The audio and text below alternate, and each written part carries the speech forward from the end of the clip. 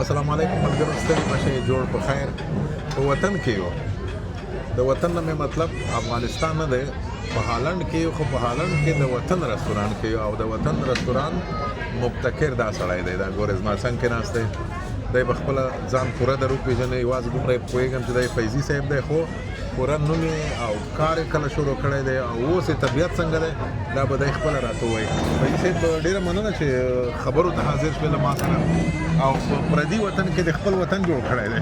تاسو نه مننه چې راغلی کوم تشریف راوړ. مننه ډېر زیات. څومره وخت کېږي چې دا رستوران چلوئ؟ تقریبا دا 4 کاله کېږي. 4 کاله. 4 کاله. څنګه دا فکر در سره پیدا شو چې دلته به سم وچلېږي؟ ځکه چې اوس خو زه ګورم داسې معلومېږي تاسې نه پسې رسېږئ. ماشاءالله هو. دغه لوکیشن یې لږ فرق کوي، ځای لږ فرق کوي، موقعیت او زموږ پرسونل ماشاءالله ټول کم با تجربه ځوانان دي، تکړه دي، د شیریاخ په بخش کې او داسې د ډوډۍ د کباب او د پیزا. موږ هغه ته پیزا هم لرو. ډېر ښه.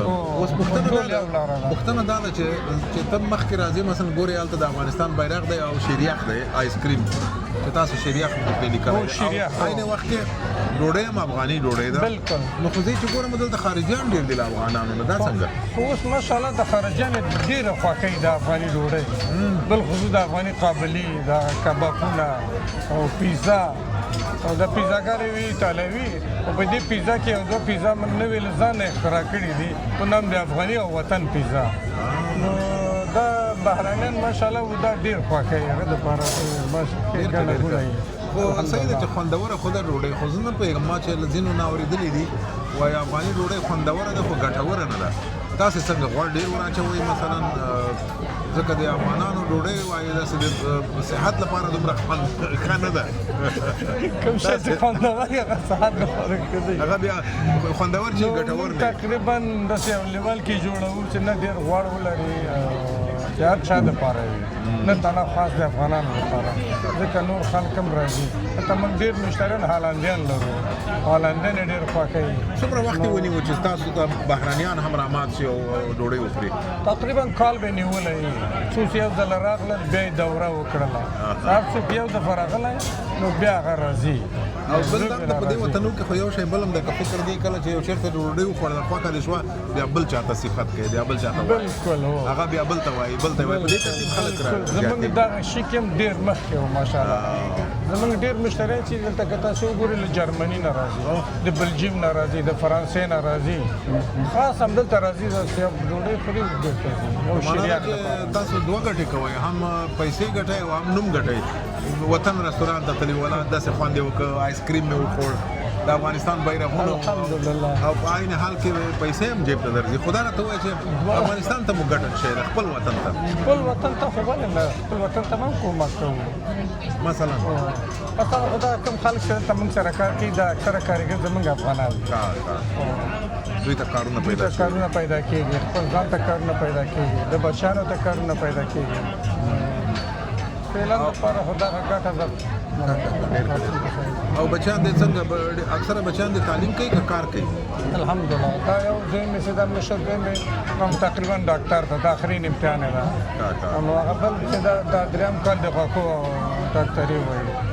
نو یوه لویه کې مې چې د کین یونیورسټي یې ختمه کړله، نوې راغلله دلته.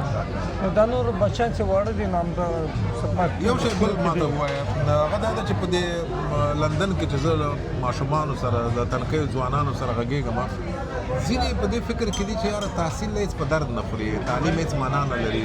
پوهنتون ووایم پیسې ورکړم په کال کې 10,000 پاونډه، دا 15,000 ډالره کېږي، او د افغانستان په حساب چې حساب کې 10 لکه افغانۍ کېږي. نو دا زه دومره چې ورکوم نو څه فایده، او بیا کار هم نه راته پیدا کېږي. ستا نظر څه دی؟ تحصیل دې وکړي او کار دې وکړي؟ زما له فکر نه خو اوس خو بې تحصیله نه کېږي، اوس زمانه هره ورځ مدرنه کېږي. نو زموږ وخت نه ده، دا د دوی وخت ده. دوی وخت بې تحصیله نه کېږي، دا چې خپله ژوند جوړوي خو باید تحصیل ولري. نو کېدای شي دوی دا ووایي چې دا د موډرن کولو مسله خو زه په دې هغه کې هم کولی شم، په ټیک ټاک او آنلاین او ای آی او بالاخره په موبایل کې زه کولی شم. هر څه چې وکړي بیا هم تحصیل ورته ضرورت ده، هغه ته هم پوهه پکار ده. نو ته ستا په حالت کې ته نه ډارېږي چې دا بچیان دي چې په پیسو اموخته شي بیا به درس خوند نه ورکوي نه ماشاءالله نه زی درس وایي که نه او درس وایي او نورو افغانانو ته دې مشوره څه ده او په دې خو خفه کېږي نه که چېرته زه راشم او دا تا په څنګ کې یو همدغسې رستوران خلاص کړم ستا خو بخیلي نه راځي ویلکم دا بخیلي ولې بخیلي راځي نو خو تا بازار به خراب شي نه خرابېږي نور هم ښه کېږي څومره چې ډېرې مارکېټ شي دومره خلک نور راځي خو دا د افغانانو منځ کې دا خبره وه مثلا افغانستان کې دا وه چې یو دوکان به تا لاره بل چا به چې دوکان څنګ کې هماغه شی خلاص کړ بیا به تا ته خوند نه درکاوه خو دلته داسې نه ده دلته داسې نه ده دلته څومره زیاتېږي دومره مارکېټ کېږي اوس تاسې راسئ د ټول افغانانو دوکانونه دا زیات د مارکېټ سته راغلی ته خو یو ځای ته نه ځې یو دوکان ته همداسې ده مخکې ولیدل خورا زیات افغانان دي دلته په دې مارکېټ کې خو یوه خبره بل هم ده زه نه پوهېږم د افغانانو یو بل شی رښتیا چې ما ولیده هغه دا ده چې کله چې یو څوک یو شي ته مخه کړي بله ممغه کوي بله ممغه کوي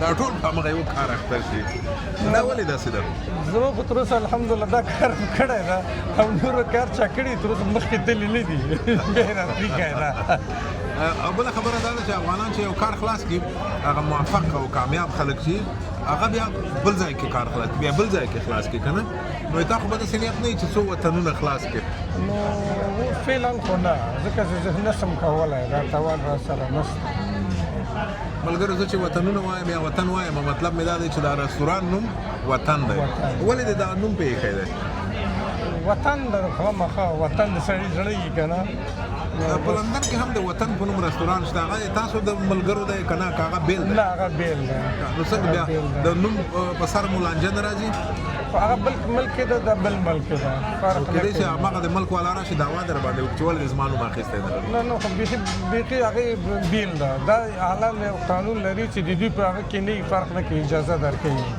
حتی که د وطن په نامه سوپر مارکېټ وي که بل څه نه فرق نه کوي خو رستوران که دلته وي ما ته دا ملګری وایي دا کمره چې عکاسي چې کوي که نه نوم نه غواړي چې واخلي د نوم نه ښوولو په شرط دی وایي ته په خپل نوم باندې وایي هغه خلاصوه سپین تڼی رستوران وایي ډېر ښه به وچلېږي څه فکر کوې د ده نظر څه دی که هسې مې ځوروي نه نه ښه نظر ده ولې نه وچلېږي ولې نه نو خلک به راځي زه به کرار ناست یم او دوی ته به خدمت به یې نه شم کولی بیا به دوی در سره خدمت کوي که نه یو ځای به سي په ګډه به مخکې وي خیر د اوس لپاره خو رستوران نشم خلاصولی خو د اوس لپاره مې دا وکړل چې په وطن کې کېناستم او له دې سړي سره مې مجلس وکړ په دې هیله چې کامیاب وې روغ وې ډېره مننه پیدا تاسو نه مننه چې راغلئ کېناستلی او آیسکریم دې ډېر خوندور و مننه روغ اوسئ